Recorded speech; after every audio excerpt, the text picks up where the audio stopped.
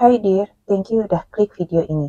Kali ini Nona bakal cerita tentang kisah sadis dari seorang ayah yang tega memperkosa dan membunuh bayi-bayi dari hasil hubungan incest tersebut. Bagaimana kisahnya? Yuk kita bahas.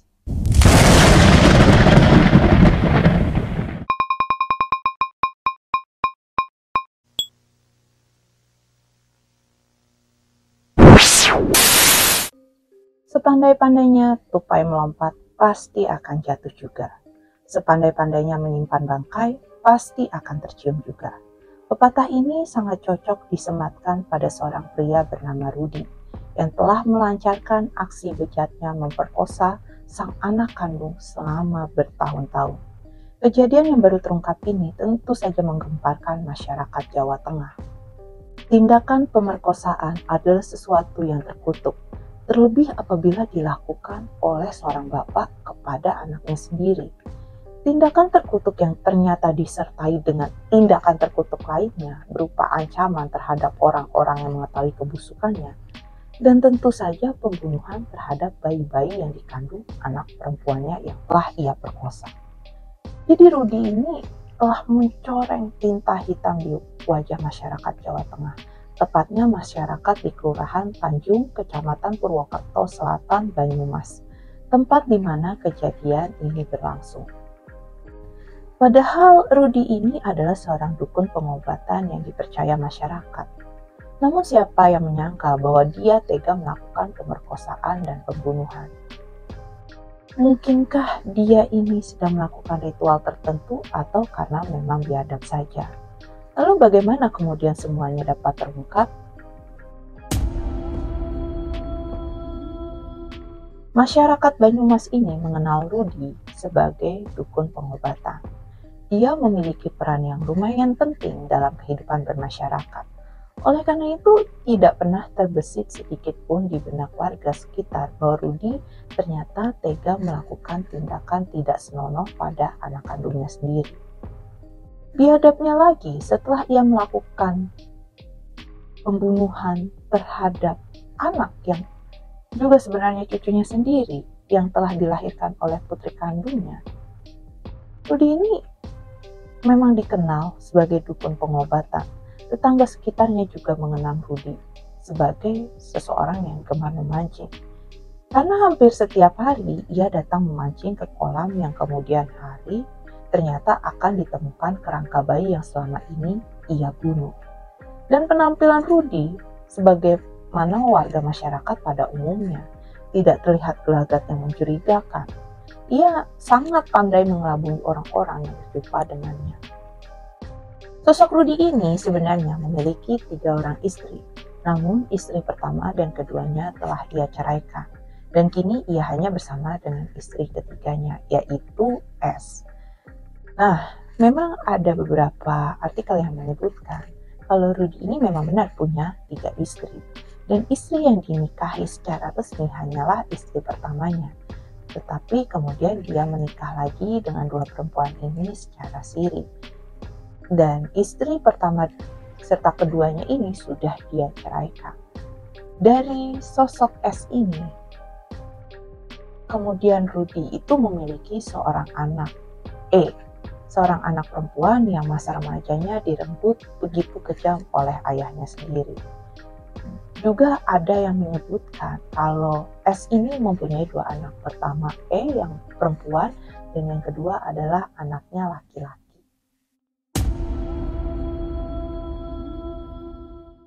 Pada Kamis 15 Juni 2023 menjadi hari yang sial bagi Rudy.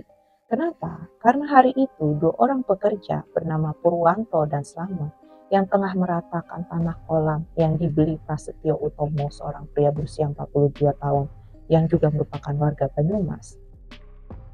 Tidak pernah terlintas dalam benak Purwanto maupun Slamet bahwa suatu hari mereka ini akan menemukan bukti-bukti kejahatan seseorang saat tengah bekerja. Jadi kolam yang biasanya digunakan untuk memancing oleh Rudy, saat ini tuh tanahnya sudah dibeli oleh Pak Prasetyo itu ya. Nah, Pak Prasetyo ini memang belum tahu gitu mau membuat apa kira-kira tanah ini.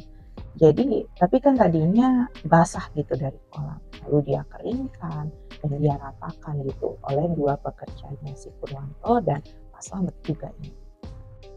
Mereka berdua ini ya udah bekerja seperti biasa aja, tapi di hari Kamis tersebut keduanya nih kaget banget mendapati kerangka manusia yang bentuknya masih kecil. Dan tidak diragukan lagi tulang tersebut adalah kerangka bayi. Karena itu sangat jelas gitu ya, bukan kerangka binatang atau sejenisnya. Namun bayi ini ya milik siapa? Gak ada yang tahu. Dan siapa orang yang tega melakukan pembunuhan terhadap bayi? Atau mungkin apakah bayi ini adalah ya bayi yang dibunuh atau bayi yang memang sudah meninggal lalu dikuburkan. Tetapi memang aneh gitu, adanya di bekas kolam. Karena kalau dikuburkan harusnya ya di sebuah tempat yang layak, mungkin juga ada nisannya seperti itu ya. Ini ada di dalam kolam, jadi memang aneh.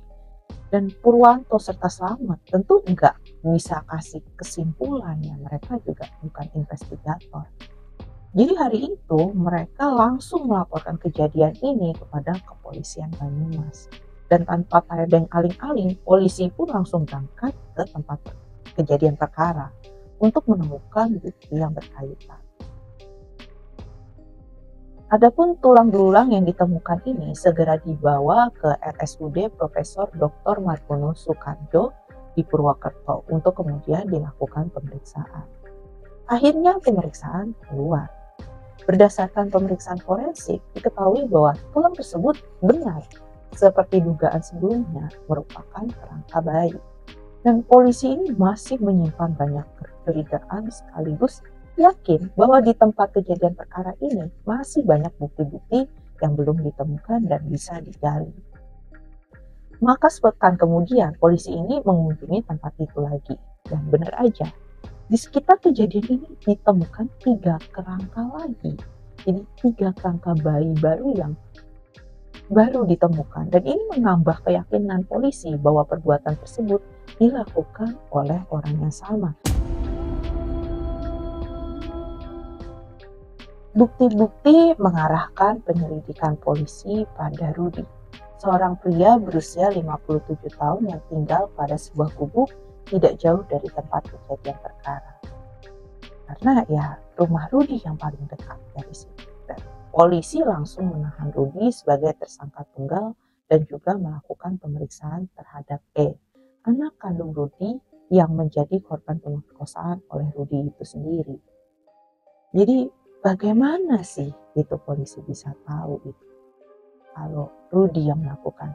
Memang Rudi ditangkap oleh polisi karena banyak desas-desus dari warga sekitar. Nah, dari penyelidikan polisi ini, Rudi sendiri yang kemudian mengakui bahwa masih ada 3 bayi lagi yang dibunuhnya namun belum ditemukan polisi. Jadi total dari seluruh bayi yang telah dia bunuh itu ada 7. Yang pertama adalah yang ditemukan oleh Purwanto dan Slamet yang pekerja tadi. Lalu ada 3 yang ditemukan oleh polisi. Lalu ada 3 lagi yang belum ditemukan. Jadi wow, gitu ya, banyak banget. Dan untuk kasus ini, pihak polisi ini bahkan mengerahkan anjing pelacak untuk bisa menemukan 3 kerangka bayi yang dimaksud oleh Rudi. Berdasarkan pengakuannya Rudi ini, 5 di antara bayi yang dibunuhnya itu berjenis kelamin laki-laki dan 2 lagi berjenis kelamin perempuan. Rudi juga mengaku telah memperkosa anak kandungnya sejak tahun 2013 hingga tahun 2023. Jadi Rudi bilang, iya Pak ya, saya ini sudah melakukan hubungan tersebut dengan anak saya selama 10 tahun lamanya. Dan sepanjang 10 tahun tersebut, anaknya telah mengandung dan melahirkan sebanyak 7 kali. Jadi, setiap kali anaknya ini, si E ini melahirkan, bayi tersebut langsung dibekap oleh Rudi hingga meninggal dunia. Tindakan yang dilakukan Rudi ini amatlah terkutuk gitu. Perbuatannya keji banget dan layak mendapatkan ganjaran hukuman yang setimpal. E ini usianya sekarang baru 25 tahun. Dan E merupakan anak kandung dari Rudi dan istri ketiganya S.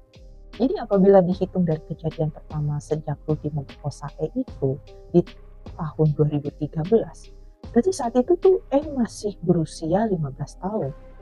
Dia masih seorang anak kecil yang baru akan beranjak remaja atau ya dewasa lah ya, maksudnya, tapi ya belum punya KTP, masih anak-anak lah. Dan betapa malang nasibnya ini harus menerima pemerkosaan oleh ayah kandungnya sendiri. Tidak banyak yang bisa dilakukan bahkan nyaris tidak ada yang dapat dilakukan untuk keluar dari kungkungan ayah kandungnya. Ini terlalu takut untuk melakukan perlawanan, apalagi harus lari dari gubuk neraka yang dihuninya bersama Rudy, ayah kandungnya. Ia masih berusia 15 tahun ketika pertama kali harus melayani nafsu bejat sang ayah. Ia masih terlalu kecil untuk mengerti bahwa pria yang selama ini ia panggil sebagai ayah tidak lebih dari seorang monster. Monster yang bertopeng manusia. Dia itu tidak hanya memperdaya anaknya, tapi juga istrinya. Dan juga seluruh warga yang selama ini tidak menaruh curiga sedikit pun terhadapnya.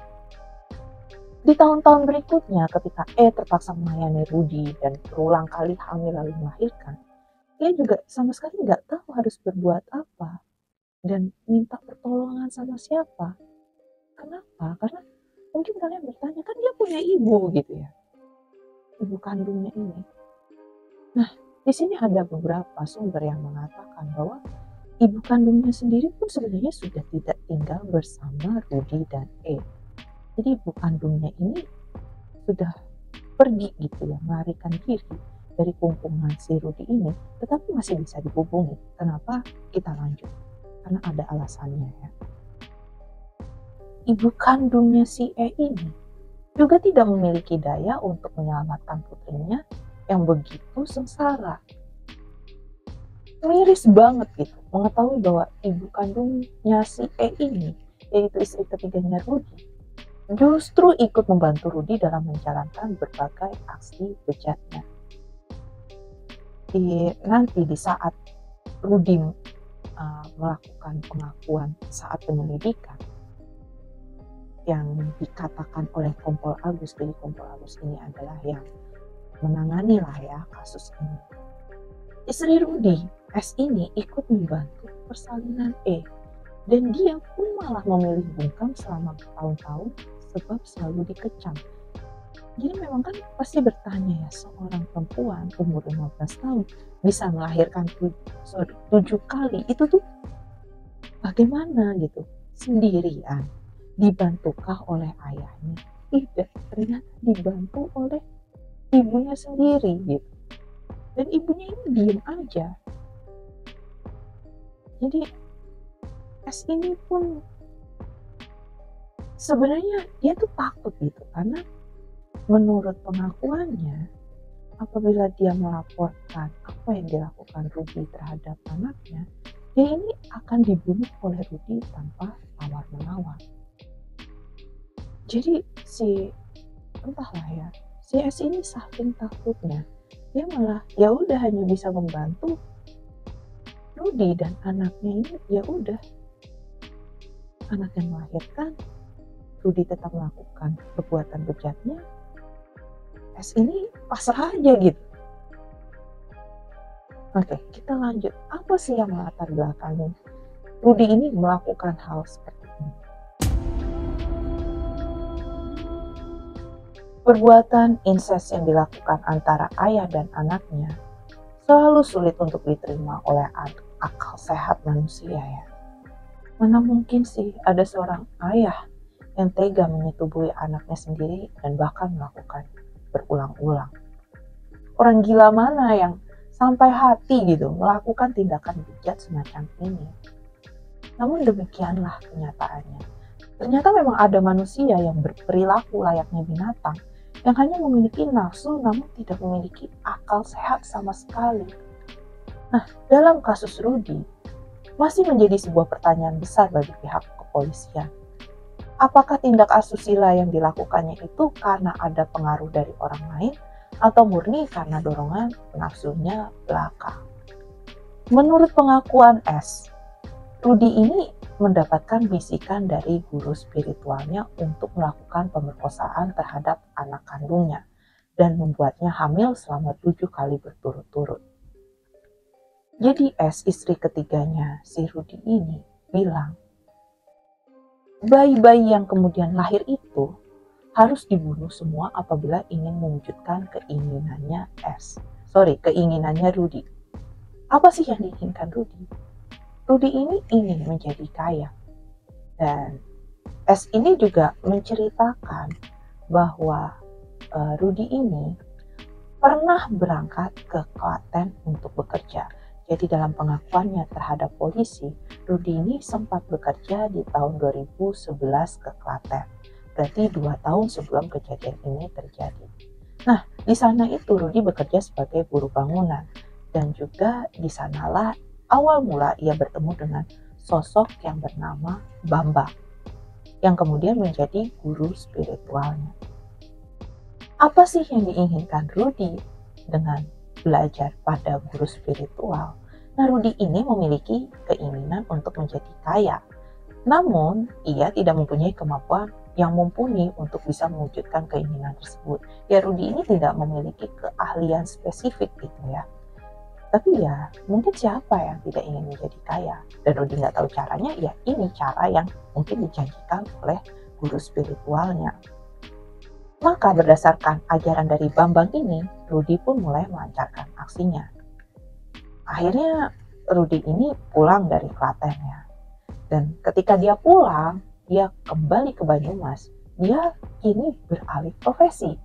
Saat ini dia menjadi dukun pengobatan dan mendapatkan tempat di hati masyarakat sekitar.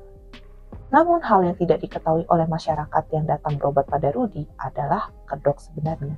Kita juga nggak pernah tahu nih, Rudy ini sebenarnya beneran sakti bisa mengobati orang atau enggak. Karena pada kenyataannya, Rudy yang menjalani profesi sebagai dukun pengobatan, ini semata-mata hanya ingin memperoleh kekayaan dengan jalur yang berbeda. Rudy ini nggak punya sama sekali kemampuan dalam bidang pengobatan. Namun karena kepercayaannya terhadap Bambang, guru spiritualnya ini, dia jadi berani untuk menjalankan aksinya. Jadi ya kan selama ini mungkin pekerjaan Rudy itu ya nggak jelas ya. Nah, dengan dia menjadi dukun pengobatan, orang-orang berobat pada dia, nah dia kan bisa mendapatkan pundi-pundi gitu ya. Dan dari keterangannya istrinya Rudy ini, si S ini, ada juga perkataan dari Bambang alias guru spiritualnya ini, bahwa apabila Rudy telah berhasil menyetubuhi anak kandungnya dan membunuh bayi-bayi yang dilahirkan anaknya ini sebanyak 7 kali, maka akan datang pada Rudy ini seseorang yang mengantarkan sejumlah uang. Tetapi pernyataan dari S ini masih diragukan gitu ya. Kenapa? Karena pasalnya sosok Bambang, si guru spiritualnya ini, pada kenyataannya telah meninggal dunia. Jadi dia tuh nggak ada gitu dan nggak bisa dimintai kesaksian. Maka apabila polisi ingin mengkonfirmasi kebenarannya, juga udah nggak bisa lagi. Gitu. Kompol Agus mengatakan bahwa masih akan terus dilakukan penyelidikan terkait motif sebenarnya. Jadi apakah memang berdasarkan arahan dari guru spiritual untuk praktik pesugihan ini dengan menumbalkan atau mengorbankan bayi-bayi hasil hubungan insesnya, atau ya emang semata karena Rudy aja yang ingin menuruti hawa nafsunya belaka. Satu hal yang ditekankan oleh pihak kepolisian adalah kemungkinan adanya tersangka lain dalam kasus tersebut. Dengan melihat tindak kejahatan yang dilakukan Rudy, maka tidak menutup kemungkinan apabila perbuatan tersebut melibatkan orang yang lebih dari satu. Karena kan ini pembunuhannya sudah berjalan 10 tahun gitu ya, sudah lama, dan korbannya ini ada 7, walaupun mungkin korbannya tidak bisa berbuat apa-apa ya, karena mereka hanya bayi yang baru lahir. Dan bahkan istrinya, si S ini, istrinya yang ketiga itu, yang semula kan hanya dijadikan saksi, dia ini bahkan memiliki potensi untuk menjadi tersangka. Kenapa? Nah, kita lanjut lagi ceritanya. Dalam hal ini, pihak kepolisian tuh masih terus melakukan penyelidikan yang lebih mendalam agar tidak terjadi penangkapan terhadap orang yang salah. Lalu kalau ditanya, gimana sih sekarang nasibnya atau keadaannya Dampak psikologis yang dirasakan ini pastinya bukan sesuatu yang sepele. Selama kurang lebih tuh 10 tahun, dia menghadapi ancaman kekerasan psikis maupun fisik, tekanan dan ketakutan. Maka wajar aja bila saat ini ya dia mengalami trauma yang teramat berat. Bahkan menurut Kompol Agus, saat ini tuh sedang mendapatkan pendampingan khusus dari ahli psikologi unit pelaksana teknis daerah perlindungan perempuan dan anak atau UPTD PPAA Kabupaten Banyumas. Ini jiwanya masih sangat terguncang dan masih nggak stabil untuk dimintai keterangan oleh pihak kepolisian. Yang nggak dapat dipungkiri juga bahwa hari di mana semua peristiwa yang telah berlangsung selama 10 tahun itu pada akhirnya terungkap. Ini juga sempat nggak bisa mengendalikan tubuhnya. Dia tuh nyaris pingsan. Karena nggak ada satu orang pun yang berharap jalan hidupnya akan merana. Tapi ya inilah nasibnya yang ditakdirkan terlahir dari rahim seorang ibu yang gak mampu menjaga dan memenuhi kewajiban terhadap anaknya gitu ya. Dan parahnya juga ayahnya yang sama sekali gak pantas untuk mendapatkan panggilan itu. Jadi kita tahu ya betapa besar derita yang harus ditanggung oleh seorang wanita yang baru berumur 25 tahun. Ia kehilangan kepercayaannya terhadap ayah kandungnya sendiri. Ia mengalami trauma berkepanjangan akibat ayah kandungnya. Dan juga ia harus kehilangan 7 orang anaknya di tangan orang yang sama. Dan di sini pun sebenarnya ada beberapa artikel yang tadi mungkin belum dikaitkan oleh Nona ya. Jadi ada yang mengatakan bahwa sebenarnya ini pernah melahirkan anak dan hidup. Ayahnya ini alias Rudy adalah yang menghamili si gitu. Karena waktu itu kan masih sangat muda ya, 15 tahun. Dia melahirkan ini dan dia nggak pernah dekat sama siapa-siapa gitu. Dan dia cuma tinggal sama ayahnya. Karena kan ibunya ada yang mengatakan juga ibunya ini melarikan diri takut oleh ayahnya. Nah, si ini melahirkan anak dan selamat itu tidak dibunuh oleh Rudy. Anaknya ini dititipkan atau diadopsi oleh kerabatnya. Jadi orang-orang ini tetangga-tetangganya taunya ya ini punya anak dan diduga ayah anak dari anaknya tersebut adalah ayah kandungnya. Jadi anakku adalah anak bapakku gitu ya. Mungkin kalau dalam cerita sinetron.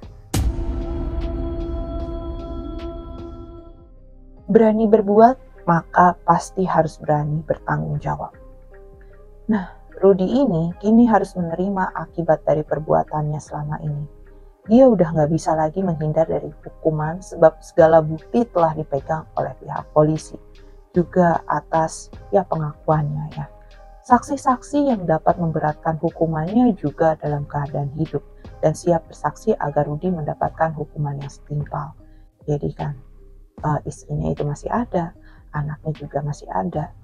Nah, kita balik lagi kepada Rudy dan hukuman apa yang mungkin akan dia dapat gitu.